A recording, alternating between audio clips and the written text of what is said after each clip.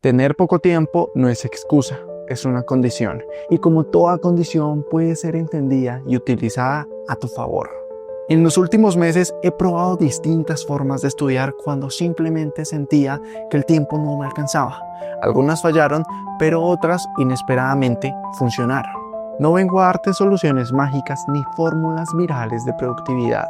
Vengo a compartirte lo que sí cambia las reglas del juego cuando el tiempo es escaso y la exigencia no despega. Desde cómo anotar pendientes hasta cómo usar la forma en que hablamos con nuestra familia para mejorar y consolidar eso que necesitamos aprender. Este video no es sobre cómo estudiar más, es sobre cómo estudiar mejor con lo que tienes cuando puedes. Si es eso lo que estás buscando, comenzamos. El primer punto es la lista de pendientes. Uno de los hábitos que empecé a implementar hace unos meses fue anotar todos mis pendientes apenas iban surgiendo. Y es que anteriormente lo hacía de forma física, pero esto tiene muchos problemas porque dificulta y aumenta la fricción para que tú estés escribiendo todo lo que se te va ocurriendo que tienes que hacer o lo que vas recordando o las fechas que te van diciendo inesperadamente. Lo que pasa es que cuando no tienes la libreta a la mano o incluso cuando estás en espacios donde no puedes sacarla o donde se te hace incómodo, esa pendiente se puede olvidar. Por ejemplo, vas caminando, estás escuchando un podcast, de repente recuerdas un video, una idea para grabar, o de repente recuerdas una tarea que debes entregar en 2 días, en un mes.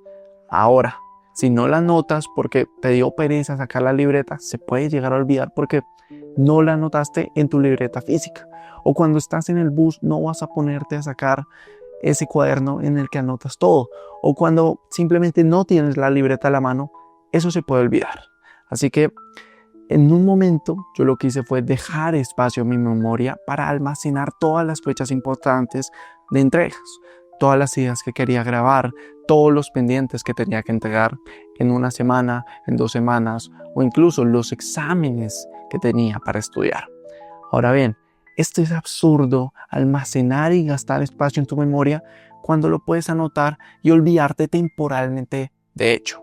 Así que lo que te recomiendo es crear una lista de pendientes en tu plataforma de elección, Todoist, Notion, independientemente de la que sea, procura que siempre tengas acceso a ella por medio de tu celular, porque el celular, queramos o no, es el dispositivo al que la mayor parte de personas tenemos acceso todo el tiempo. Podemos salir sin muchas de nuestras cosas, pero usualmente el celular siempre lo tenemos a la mano. Y cada vez que recordemos una pendiente, sacamos el celular, rápidamente abrimos esa aplicación y anotamos eso que tenemos que hacer. Si quieres ser más metódico, si quieres ser más planificador, anota la fecha. Si es que tiene una fecha de entrega o si es que tú mismo te quieres poner una fecha para acabar esa tarea, un tiempo límite. Pero si no, simplemente anótala y despreocúpate temporalmente de ella. Porque muchas veces nosotros decimos no tener tiempo y terminamos procrastinando esas tareas, esas ideas que eran realmente importantes. Pero no es por la falta de voluntad, sino es porque se nos olvidó y nos acordamos por un amigo que nos recordó o por nosotros mismos a la última hora, al último minuto. Entonces, la cosa es que te despreocupas temporalmente de lo que anotaste, pero al final del día o al comienzo incluso revisas la lista de pendiente que tienes y empiezas a programarlas en tu calendario diario para que sabes en ese momento cuál pendiente tienes que hacer, en qué momento vas a realizarla y consecuentemente ya no te tienes que preocupar más por recordar y estar pendiente de cuándo la voy a realizar. Sigamos con el segundo consejo del video. Divide tu tiempo. Hay una estrategia de tiempo que se llama el time blocking. El time blocking es dividir tu tiempo en bloques en los que te vas a dedicar toda tu atención a desarrollar e intentar acabar una sola actividad. Entonces, esto quiere decir que todo el tiempo que tienes libre lo vas a dividir en bloques más pequeños. Si tienes, por ejemplo, 3 horas, vas a destinar 1 hora y media para una tarea y otra hora y media para otra tarea. Y probablemente entre ese tiempo ya no son 1 hora y media, sino 1 hora y 10 y 1 hora y 10 y te tomas un breve descanso con el fin de que no te satures a largo plazo. Pero lo que quiero decirte es que intenta trabajar por tareas y no por tiempo. Porque se puede usar, por ejemplo, el Pomodoro. Yo antes usaba no el de 25, 5 minutos de descanso, sino el de 50 y 10 minutos de descanso. Pero muchas veces me daba cuenta que después de que estaba concentrado, enfocado, desarrollando esa tarea, sonaba la alarma e incluso me asustaba. Porque yo estaba completamente concentrado en lo que tenía que hacer, completamente concentrado en terminar, en trabajar en esa tarea, en esa actividad. Y muchas veces esa alarma del Pomodoro lo que nos hace es decirnos, no, tengo que descansar. Y muchas veces lo que hace es cortarnos ese periodo de foco, ese periodo de enfoque que tanto nos costó entrar en esa zona de flow. Entonces aquí lo que yo te recomiendo es programa un espacio, programa un tiempo, programa un bloque para terminar una actividad, para desarrollar un pendiente.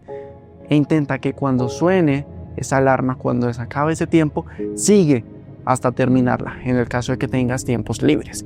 Sigue y no te enfoques tanto en el tiempo, sino inicialmente lo que te tienes que enfocar es entrar en esa zona de enfoque. Y después, hasta que se te acabe, hasta cuando sientas que tienes que descansar. En los fines de semana, intenta ni siquiera trabajar con bloques de tiempo, sino siéntate a desarrollar y acabar una tarea y hasta que no la termines, no puedes tomarte un descanso o cambiar de actividad. Estos espacios, te lo aseguro, de trabajar más por terminar tareas y no por bloques de tiempo, muchas veces te puede ayudar a que te concentres de mejor forma sin estar pensando en que tienes el tiempo límite. Continuemos con el tercer consejo del video. Estudia de forma deductiva y cuando te canses de forma inductiva. Una de las cosas que más reduce el tiempo de estudio es el orden. Y no te hablo de saber qué tema voy a estudiar antes de que lo haga, porque eso me parece obvio y además no es suficiente. Sino te hablo del orden con el que abordamos los temas, del orden con el que los estudiamos, que debe ser de lo general a lo particular. En otras palabras, de forma deductiva. Y si miramos, por ejemplo, tu temario con un diagrama de Euler, probablemente habrán conceptos, habrán temas mucho más generales dentro de los que se incluyan otros subtemas. Probablemente habrán conceptos mucho más grandes en los que hay clases, dentro de los que hay clases mucho más particulares. Entonces, comenzar por los temas más generales e ir profundizando a medida que va avanzando tu jornada de estudio es lo más aconsejable porque tienes una vista general y luego vas detallando, luego vas profundizando rigurosamente cada uno de esos temas, cada uno de esos temarios. Pero esto, como todo sistema, puede llegar a ser monótono porque esta forma de estudiar no se salva de ser estrictamente mecánica y de siempre seguir el mismo método, de lo general a lo particular. Entonces, cuando no quieras estudiar, pero tengas que hacerlo, cuando sientas que puede llegar a ser algo aburrido, comenzar de lo general, invierte tu forma de estudiar. Es decir, cambia de un método deductivo a uno inductivo. Y si me has entendido hasta el momento, si entendiste el diagrama de Euler que ejemplifiqué, vamos ahora a comenzar por los temas más particulares, por las preguntas más específicas, por los estudios de caso y progresivamente vamos a ir profundizando en lo general. Es decir, comenzamos por lo más pequeño y vamos ampliando el concepto del que estamos tratando y en el que se está incluyendo ese tema, ese subtema que al inicio iniciamos. Ahora, el cuarto consejo es sencillo. Habla con tus padres. Tengo la fortuna de contar con una familia maravillosa que me escucha y probablemente tú también la tengas. Hablo de la familia y no de los amigos porque muchas veces tus amigos estudian lo mismo que tú o incluso cosas parecidas. Muchas veces también no quieren escuchar lo que estás aprendiendo porque pasas tiempo con ellos para compartir otras experiencias, para compartir otras actividades, para compartir otros momentos que se alejan de lo académico, que se alejan de lo que estás aprendiendo. Está totalmente perfecto. Pero en contraparte, la familia tiene una ventaja y es que vas a encontrar una persona que estudie o que no sepa nada de lo que tú estás aprendiendo. Y esa persona muchas veces te quiere escuchar. Imagina, y más que imaginar, recuerda ese momento porque estoy seguro que te ha pasado en el que estabas explicando un conocimiento que habías aprendido en la cena con tus padres. Y quiero que te preguntes, ¿qué lenguaje usaste? cómo lo dijiste, qué analogías usaste. Y la pregunta más importante es ¿por qué todavía lo recuerdas?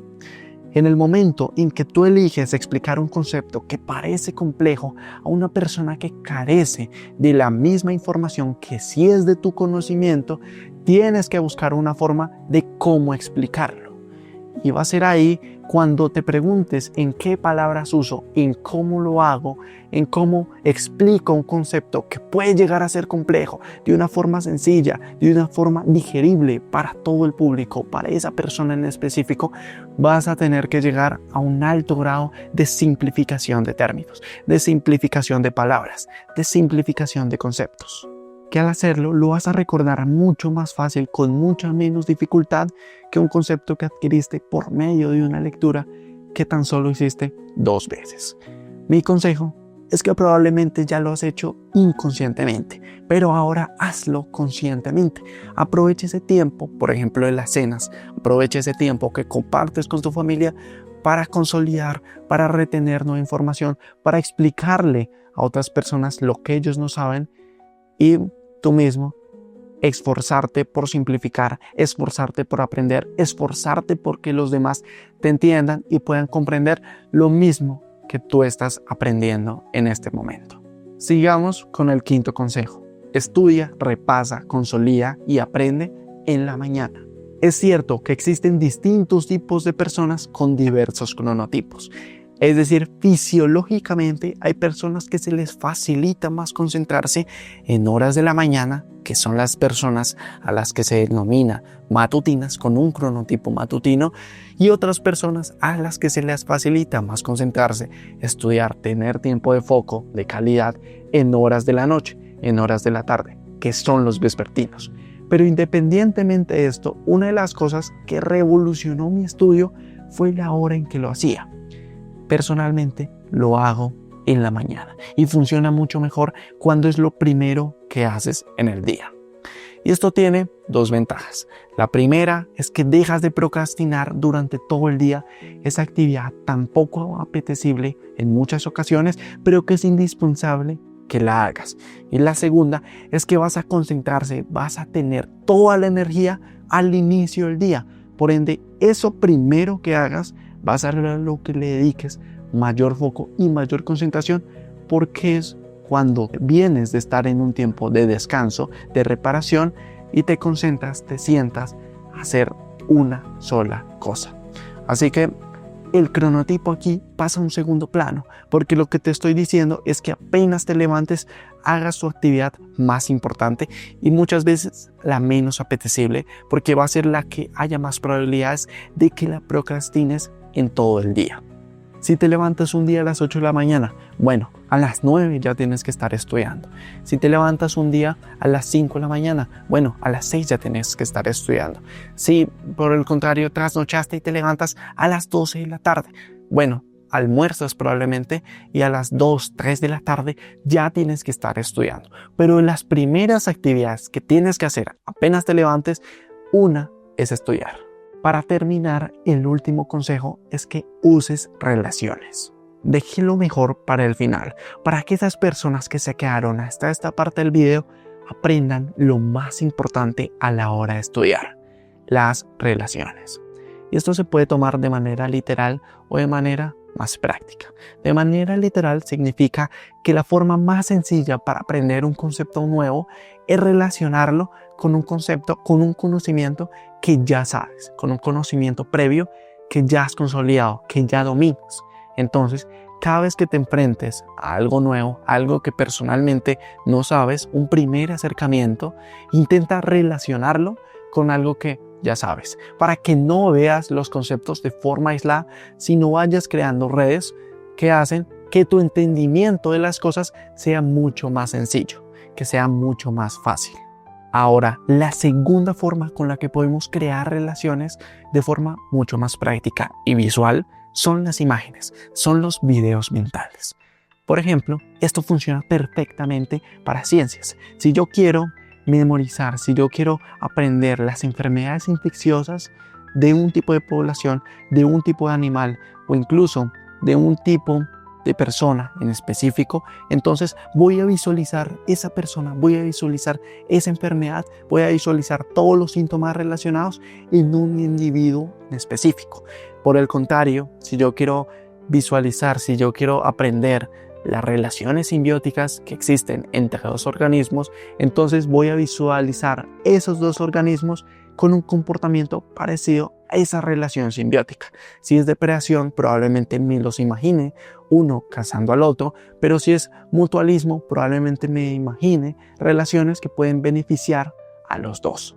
En este caso, te propuse ejemplos que pueden llegar a ser muy visuales, pero estoy seguro que tú tienes conocimiento al que yo no tengo acceso y que para ti, sobre lo que estás estudiando, se te hará mucho más fácil hacer asociaciones en tu área de conocimiento, en el área que estás aprendiendo.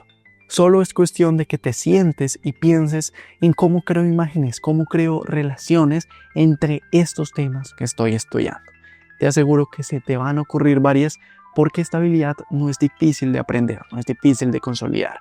Cada vez que veas un tema, imagina una imagen para que te ayude a retener mucho más fácil la información que intentas aprender, que intentas consolidar. Y cada vez que estudies, recuerda esa imagen que relacionaste inicialmente con ese tema, y en especial anótala en tus apuntes, porque a largo plazo, cuando lo revises en un periodo de tiempo mucho mayor, se te va a hacer más fácil recordar un conocimiento, un concepto por imágenes y no por palabras. Así que hasta aquí el video de esta semana. Te agradezco mucho por verlo, por llegar a esta parte. Espero que puedas aplicar todos los consejos que te mencioné. Deja en los comentarios un tema del que quieres que hable, algo que puedo mejorar. Dale un like al video, suscríbete a mi canal y sin nada más que decir, nos vemos la siguiente semana con un nuevo video.